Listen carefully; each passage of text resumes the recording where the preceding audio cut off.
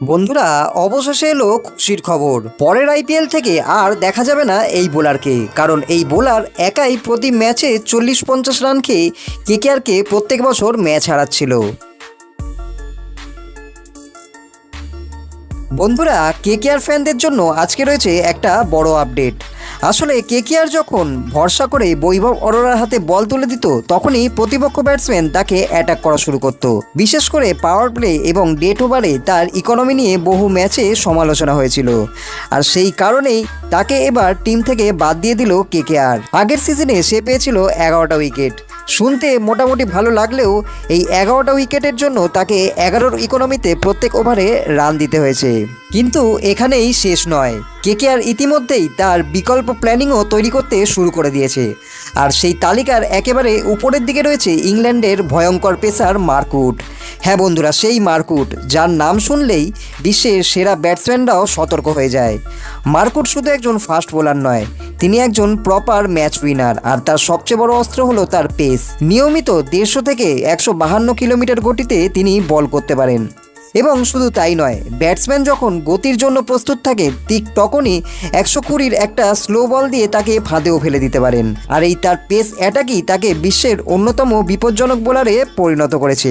আইপিএলে কিন্তু mark উডের record যথেষ্ট ভালো। তার অ্যাটাকিং বোলিং, শর্ট বল এবং ইয়র্কারের কম্বিনেশন যে কোনো ব্যাটিং লাইন আপকে চাপে ফেলতে পারে। একটি ম্যাচে 5 উইকেট নেওয়ার কৃতিত্ব রয়েছে তার ঝুলিতে, যেটা টি20 ক্রিকেটে একজন বোলারের জন্য সবচেয়ে বড় একটা অর্জন। আর একটা বিষয় কেকেআরের জন্য বাড়তি সুবিধাও এবার হতে পারে, সেটা হলো তার লোয়ার অর্ডার ব্যাটিং। শেষের দিকে বা শেষের ওভারে যখন 10-15 রান বাকি থাকে, তখন কিন্তু তার সামর্থ্য আছে সেই ম্যাচটাকে 6-4 মেরে জিতিয়ে দেওয়ার।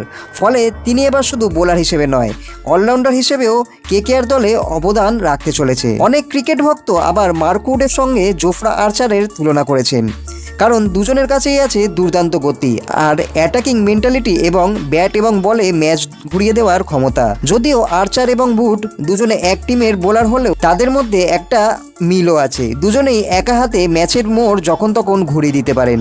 আর ঠিক এমন একজন ম্যাচ উইনারকে এবার হয়তো খুঁজছে কেকেআর। কারণ বন্ধুরা, সামনেই রয়েছে আইপিএল 2027-এর মেগা অকশন, যেটা কিনা এই বছরের শেষের দিকে হবে।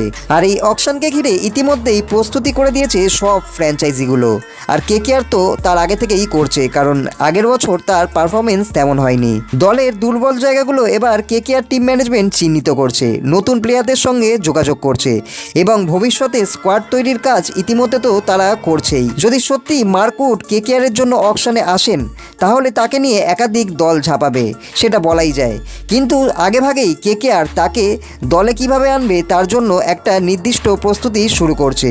শোনা যাচ্ছে কেকেআর নাকি তাকে আগেভাগেই একটা নির্দিষ্ট অ্যামাউন্ট দিয়ে তাদের টিমে সাইন অফ করিয়ে রাখবে, যার ফলে তাকে আর আলাদা করে অকশনে আসতে হবে না। তো বন্ধুরা, এবার তোমাদের একটা প্রশ্ন করি, তোমাদের মতে কি বৈভব অরোরার বদলে মার্ক উডকে নেওয়া কেকেআরের জন্য সঠিক সিদ্ধান্ত হবে, নাকি এর থেকেও আরও ভালো কোনো বিদেশি ফাস্ট বোলার কেকেআর খুঁজে দেখতে পারে, যাকে কিনা তাদের টার্গেট করা উচিত? অবশ্যই তোমাদের পছন্দের ফাস্ট বোলারের নাম তোমরা কমেন্টে লিখে জানাও।